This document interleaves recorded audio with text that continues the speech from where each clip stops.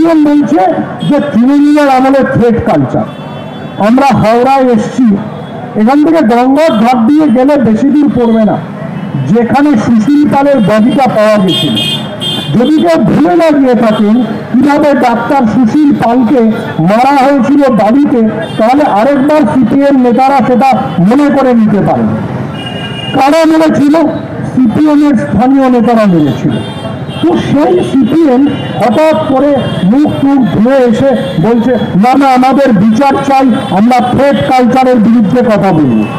আরে সুশান্ত ঘোষ জ্যান্ত জ্যান্ত মানুষকে মেরে ছোটরাঙাড়িয়া মানুষ মাটির নিচে পুঁতে দিতেন আর নীল ছড়িয়ে দিতেন। সেই সুশান্ত ঘোষের দল এসে বলছে যে তারা নাকি থ্রেট কালচারের বিরোধিতা করবে।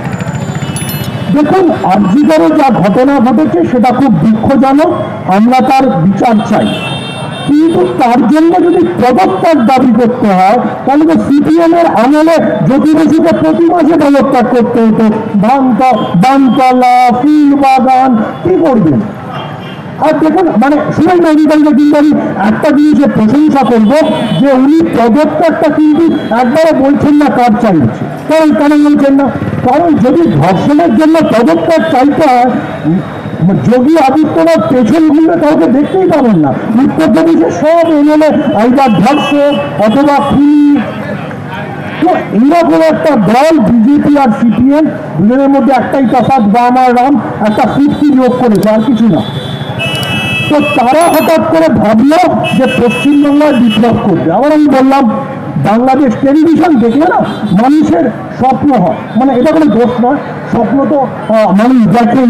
হিরণ স্বপ্ন দেখেছিল সে দেব হবে, শুভেন্দু অধিকারী কতদিন ধরে স্বপ্ন দেখছে দেশের মুখ্যমন্ত্রী হবে। তো এই স্বপ্ন দেখার জন্য তারা গত 1.5 মাস ধরে পশ্চিমবঙ্গ একটা রসাতলে গেছে। খুব অনেকদিন ধরে সিপিএমের লোকরা বলেছেন যে উৎসবে ফেরা যাবে না।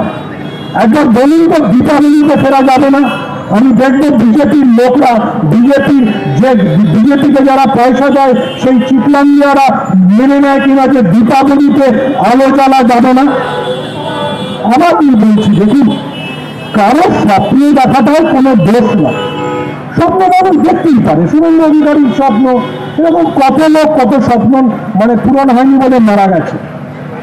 কিন্তু অসুবিধা হচ্ছে স্বপ্ন দেখে যদি প্রতিদিন রাজ্যে একটা নৈরাজ্য তৈরির চেষ্টা হয় তাহলে খুব মুশকিল। কিন্তু আমি সিবিআই ইডি নিয়ে কিছু বলবো না, কারণ সিবিআই ইডি নিয়ে আমার পূর্ববর্তী বক্তারা বলেছেন। আমি তো সাংবাদিকতা করি, আমি সিনেমা দেখে বুঝি যে সিবিআই ইডি আর এখন পপুলার কিনা। আজকাল কেউ সিনেমাতেও সিবিআই ইডির লোকদের হিরো করে না, কারণ জানে ওনারা ঘুষখোর, ওনারা পয়সা তোলেন, ওরা নেতাদের বাড়িতে গিয়ে মোটামুটি জুতো পালিশ করেন। আমি অবাক হয়ে যাই, বিজেপির যে নেতা মানে তারাতে কোনদিন, বিশেষ করুন আমি নাম করেই বলছি, বেলগড়িয়ার রাজু বন্দ্যোপাধ্যায়, তারার ওয়ার্ডে দাঁড়ানো 4টে বেশি ভোট পান না, তার পেছনে 12টা বডিগার্ড। তো এই হচ্ছে বিজেপির নেতা, আর এই হচ্ছে তার পিছনে সিপিএম।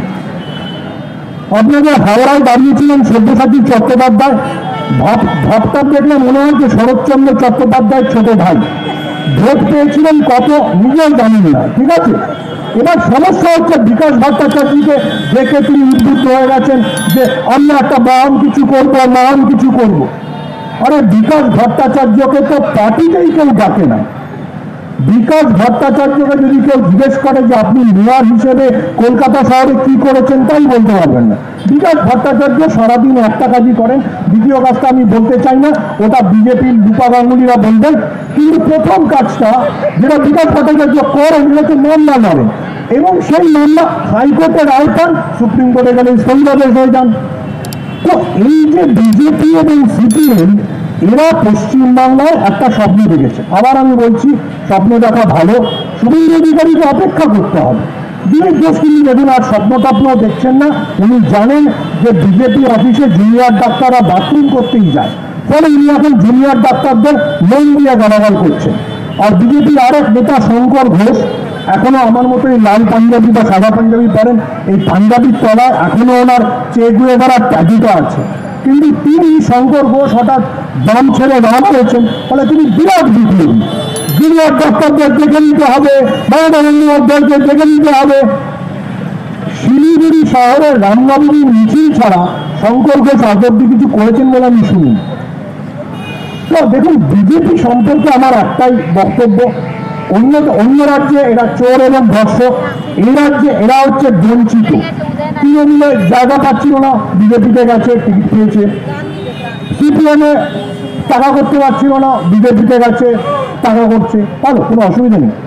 কিন্তু অসুবিধাটা হচ্ছে যে পশ্চিমবঙ্গে এই যে অশান্তি তৈরির চেষ্টাটা হচ্ছে। আমি আবার বলছি যে আমি আনন্দবাজার টান্নবাজার দিয়ে কথা বলতে চাই না, কারণ আনন্দবাজার বেশি বার খাওয়ালে কি হয় সেটা বুদ্ধদেব ভট্টাচার্য মরে গিয়ে প্রমাণ করেছেন। ব্র্যান্ড বুদ্ধ একেবারে 12টা বাজিয়ে দিয়েছিল, ঠিক আছে।